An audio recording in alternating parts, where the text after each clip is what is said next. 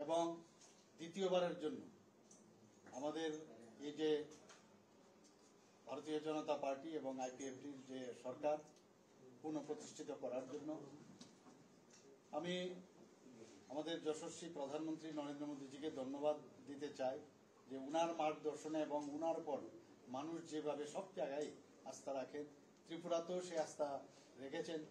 গতকালও আপনারা দেখেছেন শপথ গ্রহণ অনুষ্ঠানে কিভাবে বিপুল পরিমাণে লোক সমাগম হয়েছে বিবেকানন্দ ময়দানে, এবং সেখানে আপনারা দেখেছেন মানুষ এত সুশৃঙ্খলতার সাথে সেখানে বসেছিল, কোনো ভাষণবাজি হয়নি, শুধুমাত্র আমাদের ওথ টেকিং সেরেমনি ছিল সেটা দেখার জন্য।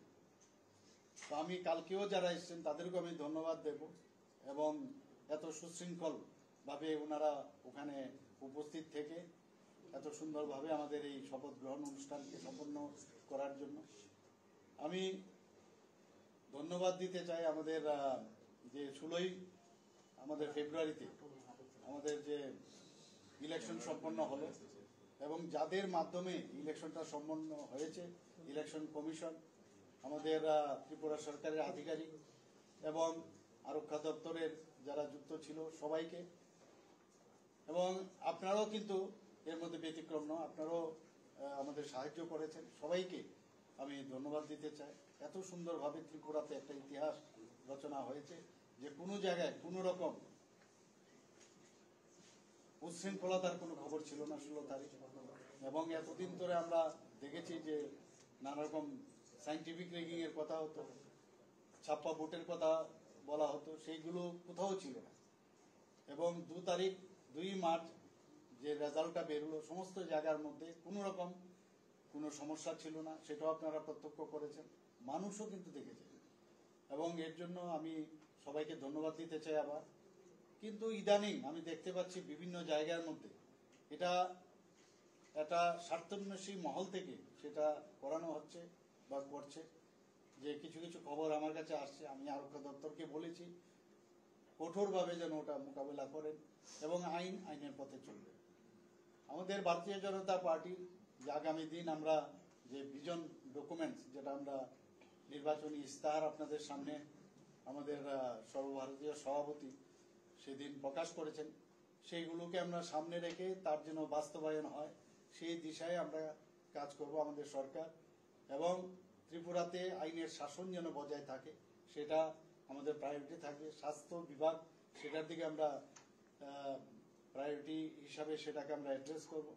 এগ্রিকালচার, এডুকেশন, স্পোর্টস, আরও যেসব বিষয়গুলো আছে সব বিষয়ে আমরা অ্যাড্রেস করব, এবং সাধারণ মানুষের এবং প্রান্তিক মানুষের যেসব মৌলিক সমস্যা আছে সেগুলোকে আমরা অ্যাড্রেস করব। সবাই শান্তিতে আমরা থাকতে চাই।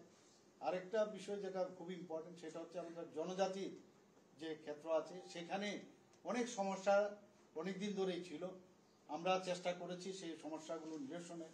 আগামী দিন আমরা সেইগুলোর দিকে আরো বেশি করে যাতে জনজাতি এলাকা এবং জনজাতি ভাই বোনদের যাতে ওনাদের উন্নতি হয় সব দিক দিয়ে সেই চেষ্টা আমরা করব। আর্থসামাজিক এবং সামাজিক উন্নয়ন হয় সেই দিশায় আমরা কাজ করব। এবং আমাদের এই সরকার একটা দৃষ্টান্ত আগেও আমরা স্থাপন করেছি, আবার স্থাপন করতে চাই, যে আমাদের মাননীয় প্রধানমন্ত্রী যে সরকার, সেন্ট্রাল গভর্নমেন্ট যেভাবে আমাদের সরকার চলছে, যে স্বচ্ছতার যে সরকার, সেটা আমরা ত্রিপুরাতেও সেই স্বচ্ছতার নিদর্শন আমি রাখতে চাই। ধন্যবাদ। সদস্যদের বৈঠক হয়েছে, কি বিষয় নিয়ে আলোচনা হয়েছে? আমাদের মেইন 2-3টি বিষয়ে কথা হয়েছে, যে সেটা হচ্ছে প্রোটেন্স যে স্পিকার, সেটার বিষয়ে আজকে ডিসিশন হয়েছে। মাননীয় বিনয় ভূষণ দাস যে আমাদের এমএলএ আছেন পানিসাগরে, ওনাকে প্রোটেন্স স্পিকার করা হয়েছে। তো বাকি আমাদের মেইন এই বিষয়টার জন্য আমাদের আজকের আলোচনা, এবং আগামী দিনে আমাদের ভোটন অ্যাকাউন্ট যেটা হবে ফিনান্সের উপরে সেই বিষয়ে আজকে কথা হচ্ছে। দপ্তর বন্টন কি হয়েছে? দপ্তরের মধ্যেই আমরা ঘোষণা করবো, 1-2 দিনের মধ্যেই হয়ে যাবে।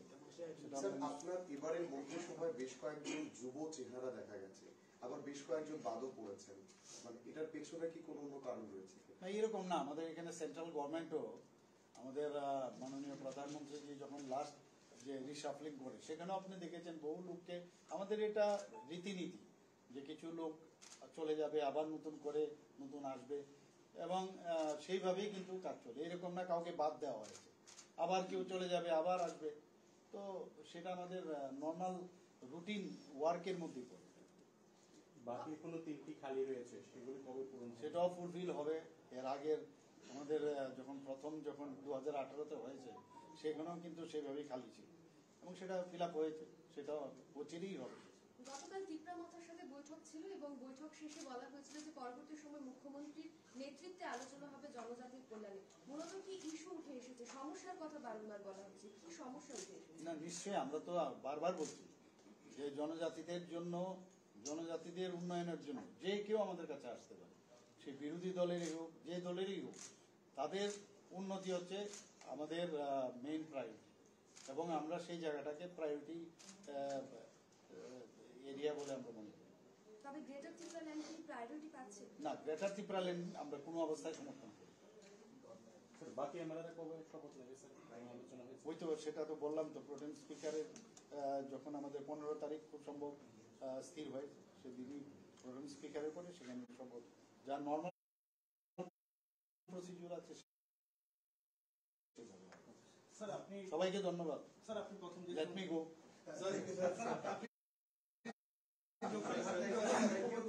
দায়িত্ব নিয়েছিলেন, সময়টা একটু কম ছিল, আরো 5টা বছর সময় পেয়েছেন, কিভাবে নিশ্চয়ই এখন তো সময়টা যেহেতু বেশি পেয়েছি, তো কিন্তু সময় বেশি না, কিন্তু আমি তো ভাবছি যে আমাদের ক্যালেন্ডারটাকে, আমাদের বছরটা উল্টিয়ে দেবে, মানে 365 দিন, আমার একদিন চলে গেল, 2 দিন চলে গেল, আর বাকি এতদিন, তো উল্টিয়ে একটা ক্যালেন্ডার সব ডিপার্টমেন্টে আমি ভেবেছি যে এটা আমি ফিক্স করে দেবো, তাতে ওই মানে সবাই, আদারওয়াইজ কি হয়, অনেকে মনে করি যে আমার কাছে অনেক সময় আছে, আমাদের যে কাউন্টডাউনের একটা ক্যালেন্ডার আমি ইচ্ছে আছে সেটা লাগানো। স্যার আরেকটা প্রশ্ন, এবার তো ভোট অন অ্যাকাউন্ট, পূর্ণাঙ্গ বাজেট তো পরে বোধ হয় পেশ করবে, তো এই ক্ষেত্রে পূর্বতন যে অর্থমন্ত্রী ছিলেন জিষ্ণুদেব বর্মা, ওনার কি কোনো ওনার তো যেহেতু ওনাকে তো আমরা নিশ্চয়ই ওনার অ্যাডভাইস আমরা নেব, এমনিতে তো উনি তো এখন মন্ত্রী, সবাই কোনো অবস্থায় আসতে পারবেন না, না তো, কিন্তু উনি আমাদের আমাদের পার্টির একজন বিশিষ্ট ওল্ড আমাদের কলিগও বলা যায়, এবং ওনার নিশ্চয়ই পরামর্শ আমরা নেব। স্যার ঠিক আছে স্যার, 2 দিন ধরে আমরা স্যার কেস করছি আপনাকে, বলে দিলাম তো আর কি। না স্যার, কিন্তু বাংলা হয়ে গেলে বুঝতে পারছি, আমরা তো বাংলা হিন্দুগুলো আছে, বাংলা কম, সব হিন্দুগুলো বাংলা যাবে